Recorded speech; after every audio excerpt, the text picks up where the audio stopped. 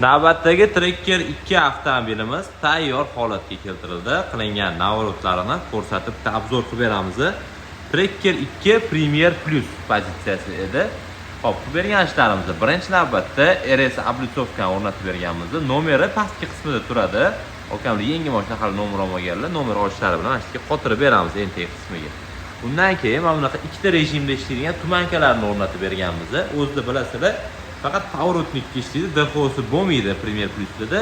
Biz mana shu ikkita rejimda ishlaydiganni o'rnatib qo'yganmiz. Pоворотникda mana shunaqa akkuratni yuguradi. Avvalgi yoki pоворотник o'chirgan paytimizda oq rangda yonib turadigan qilib qo'yganmiz. Buni ham ko'rsatamiz.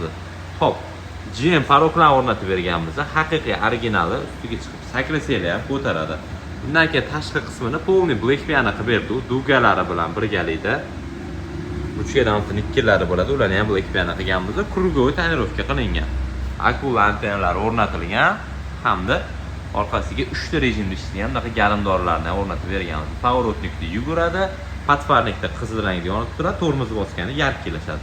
Old orqa emblemani qora qilib berganmiz. Tagida yubkasi ham black piano bo'lgan holatda turibdi. Endi salon qismiga to'xtalib o'tamiz. Salon qismidagi navorotlarni ham ko'rsatib berishimiz kerak. Xo'p, birinchi navbatda Malibu 2 bar o'rnatib berdi. Malibu 2 barni ham Premier komplektatsiyasi eng fullini originaldan o'rnatib berganmiz. Zazorlari biriga bir mushtin keladi.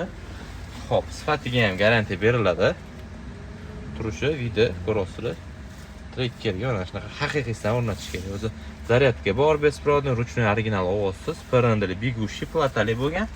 3 ta knopkali bo'ladi. Endi bularga Sidena bunaqa abagreiflar ulab qo'yganmiz. Keyinchalik lazerli gravirovkada Sidena abagreiflar rasmini ham tushirib yuboramiz dedilar. Shofyor, bu orqa Sidenaniki, bu passajirlar Sidena abagreiflari ulab ishlatib qo'yilgan holatda turibdi. Bundan tashqari o'zini shtatniy pultiga avto zapuskani ham yoqib berganmiz. Polni salon tonirovkali bo'lganini ham aytib o'tdik.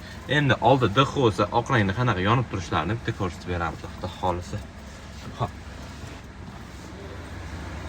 Yangi Tracker 2 Premier Plus. Mana bunaqa DHO'si oq rangda yonib turadi. Pоворотник yoki avarinkada oranjiy rangda yuguradigan bo'lgan.